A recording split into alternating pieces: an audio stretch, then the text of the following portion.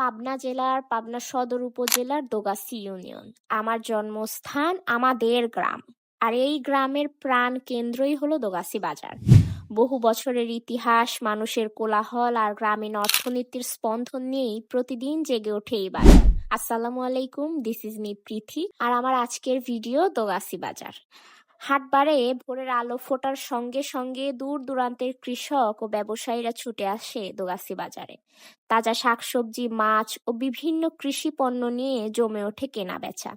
এখানেই নির্ধারিত হয় গ্রামের অর্থনীতি। এই বাজার শুধু কেনা বেচার স্থান নয়, এটি মানুষের মিলন মেলা।